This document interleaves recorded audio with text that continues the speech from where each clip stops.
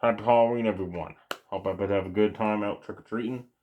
Just finished watching Halloween Havoc NXT Week 2. What a show, folks, from start to finish. The opening match is TLC.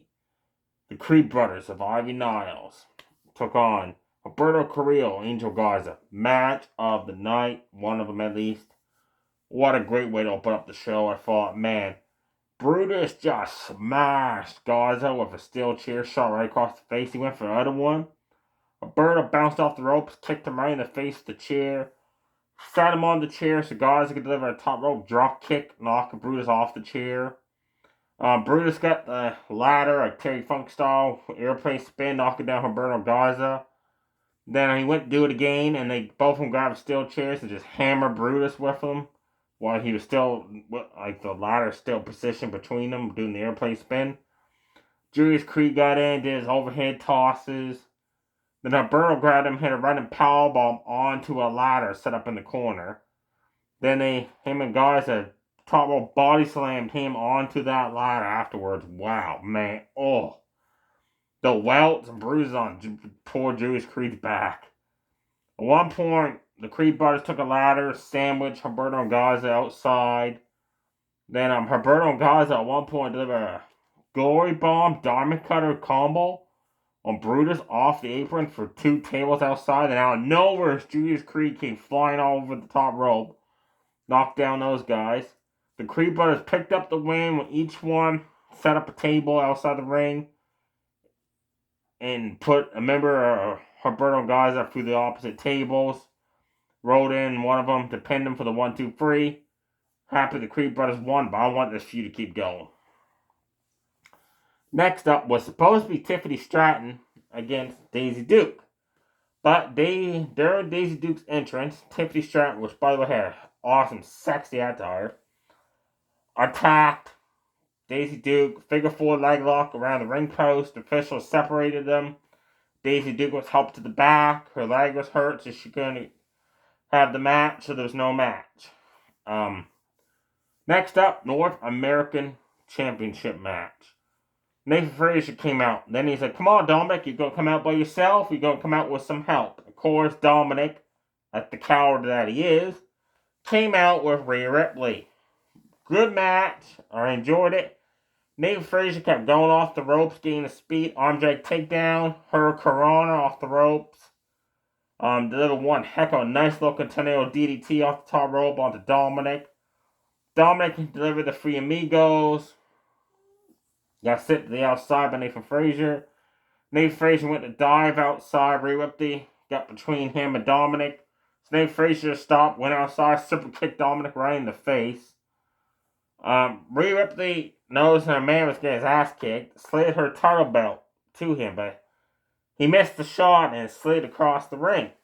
That allowed for Nathan Frazier to hit a slingshot, inverted takedown off the ropes onto Dominic, went for the 630 splash. Rhea Ripley caused a distraction. Dominic got up, shoved him off the top rope. Nathan Frazier hit his face coming down the announce table. Dominic ran out, rolled him back of the ring, top rope frog splash to remain your North American champion. After the match, the returning Wesley that quit a few months ago, well, I guess he never really quit, he just walked out because he was frustrated after not winning the North American Championship for Dominic, not winning the World Championship opportunity against Dragunov and that. And Dijak, he came back, beat the shit out of Dominic, double stomp across the back. Then hit that awful looking running kick finisher he does. Looks like he's going after Dominic next for the North American Championship. Again. Next up, Braun Breaker quickly defeated Mr. Stone, Von Wagner's manager. Running shoulder tackle, spear, match over. After the match, he continued the attack on Stone, went and hit him with the steel steps. Von Wagner returned, attacked Braun Breaker outside, chokeslammed him onto the steel step. Then, backstage, he requested Mr. Stone to go talk to HBK, get me a match against Braun Breaker next week at NXT. I know I'm not 100% medically cleared to go, but I'm good.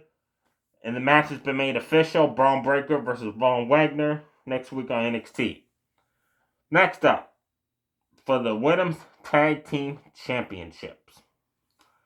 Chelsea Green, Piper Niven defended against Thea Hill and JC Jade with AD and Chase Duke Hudson at ringside. Now, before the match, backstage, JC Jade, Thea Hill told AD and Chase Duke Hudson, don't cost us the match, just come out, be in our corner, let us wrestle. Duke Hudson said, you got it. AD and Chase said, you got it as long as you don't try to win dirty. Like JC Jade last week tried to get him to use the crowbar against the Tony Dawn Top Stacks. Then, by the way, Tony Dawn Top Stacks approached the tag champs. AD and Chase Duke Hudson said, we will get our titles back, and you will pay for what you did. Because AD and Chase, remember, rolled him up after Dawn XA bumped JC Jade off the ring apron. Good tag match. I enjoyed it. As Piper Niven, Chelsea Green was coming out. Piper Niven had zombie face paint on. Thea Hill had some kind of dog face paint going on. They attacked the champions, brawl outside the ring. JCJ cannonball off the ring apron onto Piper Niven. Then the Irish whip turned to steel steps. Then they beat the shit out of Chelsea Green outside the ring. Chelsea and JCJ got in the ring. The bell rang. Both women collided with bicycle kicks in the middle of the ring. Piper Niven finally got back in the match.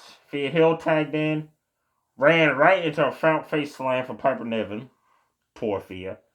But then Thea applied that armbar submission hold. Piper Niven quickly got out of that. Power slammed her down. So Thea Hill bounced off the ropes. Afterwards hit a DDT. Then she tagged in JCJ. JCJ came in. They Irish whipped Piper Niven in the corner. Then Thea Hill Irish whipped JCJ into the corner so she could do a cannonball on Piper Niven. Chelsea Green got in. Her and JCJ exchanged super kicks and punches. All four of them started fighting each other. And JCJ noticed one of the tag team titles outside the ring. She went to grab it. AD and Chase pulled it away from her and said, no, win cleanly. JCJ said, come on. She turned around on prettier from Chelsea Green. 1, 2, 3. Still the tag team champions, Chelsea Green and Piper Niven. After that match, the returning Are the Dawn and Kaylee Ray returned during Halloween Havoc. They dressed up as Chucky and Tiffany, while Chelsea and Scotty dressed up as the Ghostbusters. And then Are the Dawn dressed up as one sexy looking Harley Quinn. Wow, she was sexy looking. And Kaylee Ray dressed up as Poison Ivy. They came out to single that they want a shot at those tag team titles down the road. Next up, finals of the Breakout Women's Tournament. Lola Vice against Jordan. With Elektra Lopez in the corner of Lola Vice. The winner of this not only wins the tournament, but gets a title shot against Audrey Valkyrie down the road. And it's cool. They showed the graphics of the tournament leading up to each woman's victory up to the finals. That was cool to see. I like that a lot. Wow. Really fast match. Both women's attires were the same but different colors. Like one was purple, one was gold. Wow. Bell rang. Jordan messed up on an elbow shot. She went to do a split-legged moonsault. Lola Vice moved out of the way. Roundhouse kick. 1, 2, 3 within a 2-3 minute match. Lola Vice is your winner of the tournament. Happy she won the tournament. I'm a big fan of hers. And Elektra Lopez. Main event time for the NXT World Championship. The rubber match, folks. Camilo Hayes Dragunov. The rubber match. Amazing match to end the show. Awesome match. Both guys exchanged chops, punches, forearm shots, German suplexes. Like each guy delivered a suplex. And they all got to deliver one. Both guys exchanged clotheslines. Dragunov hit 3 back-to-back spinning back chops. Targeting the arm, the leg, and the face of Camilo Hayes. Then he hit the running uppercut out of the corner. They hit the running forearm smash twice in a row. Camilo Hayes kicked out of that sequence. That was amazing. Camilo Hayes bounced off the ropes. Dragunov caught him. Willie snapped, German suplexed him. Camilo Hayes hit super kick after super kick after super kick after super kick, just stunning Dragunov. Then Dragunov went outside the ring on the ring apron. And Camilo Hayes DDT'd him right on that edge of that ring apron. And that looked nasty. Oh, that looked painful.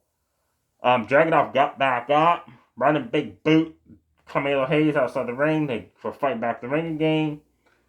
Camilo Hayes went for that DDT does off the ropes. Dragunov countered him, suplexed him down. And then Dragunov went up the top rope, went for that running forearm smash he does.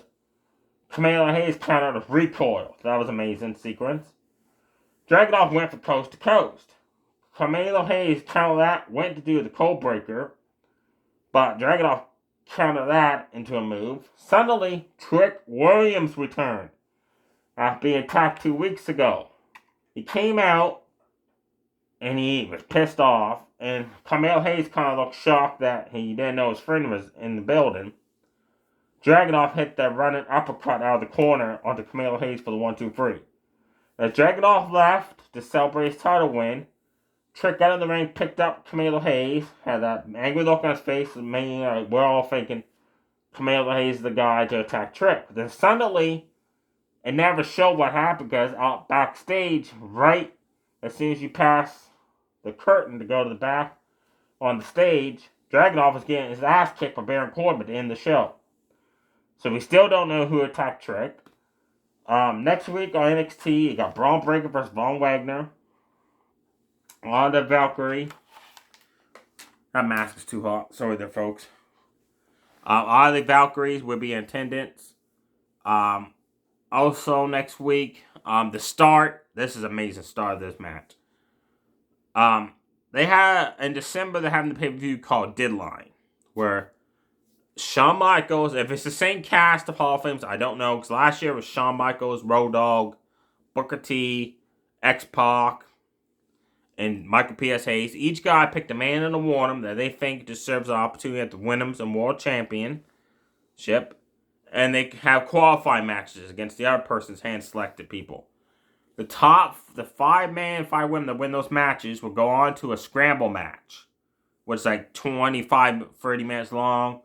Every 5 minutes, someone else enters. The person with the most pinfall or submission or disqualification points earns a title shot to go to like NXT Stand and Deliver, which is like their big WrestleMania pay-per-view, where they build up newcomers like Camille Hayes and Tiffany Stratton were the ones that won it last year to go to Stand and Deliver to become champions. So it's a chance to build newcomers. So there's qualifying matches will start next week. I don't know if it's the same Hall of Famers doing it. We don't know who's going to be chosen. That's going to be cool. Also next week, there was one other match announced. Akira Tozawa versus Noam Dar for the Heritage Cup, because during Halloween Havoc, Metaphor went to a haunted house dressed up as the Scooby-Doo people. Of course, Noam Dar was dressed up as Scooby. Terrible segment. Ended up with Tozawa giving the cup back just to get a shot at the Heritage Cup next week. They did the same thing, haunted house thing, the year before with Mandy Rose, Gingy, and JCJ known as Toxic Attraction. They went to haunted house looking for Kaylee Ray, so they did the same thing. There you have it, folks. Halloween Havoc week 2 to me was a lot better than week 1. Wow, what a show! Check it out, folks. Happy Halloween, everyone. Stay safe. Too sweet. Bye.